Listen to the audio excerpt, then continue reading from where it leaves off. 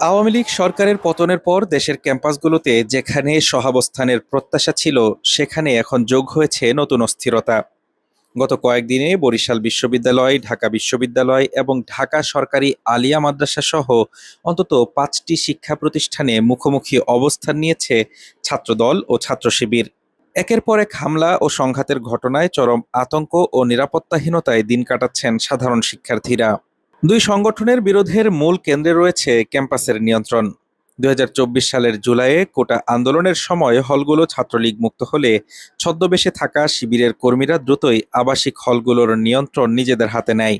পরবর্তীতে ২০২৫ সালের সেপ্টেম্বরে অনুষ্ঠিত ডাকসু নির্বাচনে ২৮টি পদের মধ্যে ২৩টিতে এবং হল সংসদগুলোতে বিপুল জয় পেয়ে ক্যাম্পাসে একক কর্তৃত্ব প্রতিষ্ঠা করে শিবির সমর্থিত প্যানেল। জাতীয় নির্বাচনে জয় পেয়ে বিএনপি সরকার গঠন করলেও ঢাবি ক্যাম্পাসে ছাত্রদলের শক্ত অবস্থান তৈরিতে বাধা হয়ে দাঁড়িয়েছে শিবিরের এই কৌশল।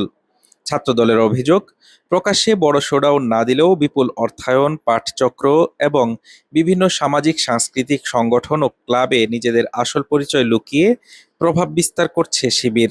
রাজনৈতিক পরিচয় গোপন রেখে শিবিরের এই মোড়লিপানা এবং অন্যদের অবস্থান সংকুচিত করার নীতি আর মেনে নিতে রাজি নয় ছাত্রদল। ছাত্রদলের অভিযোগ, ২৪-এর ৫ আগস্টের পর থেকে শিবির হলগুলোতে ছদ্মবেশে দখলদারিত্ব চালাচ্ছে। বর্তমানে ঢাকা বিশ্ববিদ্যালয়ের বিভিন্ন সামাজিক সাংস্কৃতিক সংগঠনে নিজেদের আসল রাজনৈতিক পরিচয় লুকিয়ে রেখে অনুপ্রবেশ ঘটাচ্ছে ছাত্র শিবির, এমন অভিযোগ ছাত্রদলের। তবে ছাত্রদলের এমন অভিযোগ অবশ্য পুরোপুরি নাকচ করে দিয়েছে ছাত্র শিবির। তাদের দাবি, কোনো দখলদারিত্ব নয়, বরং সাধারণ শিক্ষার্থীদের রায় নিয়েই তারা কাজ করছেন। উল্টো ছাত্রদলের বিরুদ্ধে ক্যাম্পাসে সন্ত্রাসী কর্মকাণ্ড ও বিশৃঙ্খলা সৃষ্টির অভিযোগ তুলেছে সংগঠনটি।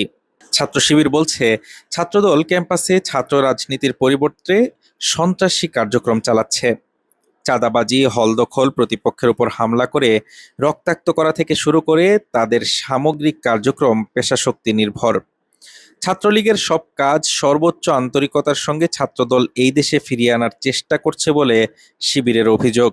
শিক্ষক ও সাধারণ শিক্ষার্থীদের মতে, রাজনৈতিক প্রতিহিংসা আর পেশিশক্তির প্রদর্শনী ক্যাম্পাসগুলোতে শিক্ষার পরিবেশ নষ্ট করছে। ছাত্র সংগঠনগুলোর মধ্যে রাজনৈতিক সহিষ্ণুতা ও গণতান্ত্রিক সহাবস্থান বজায় না থাকলে এই অচল অবস্থা আরও ঘনীভূত হওয়ার আশঙ্কা করছেন সংশ্লিষ্টরা। হাফিজুর রহমান তুষার, ঢাকা টুডে।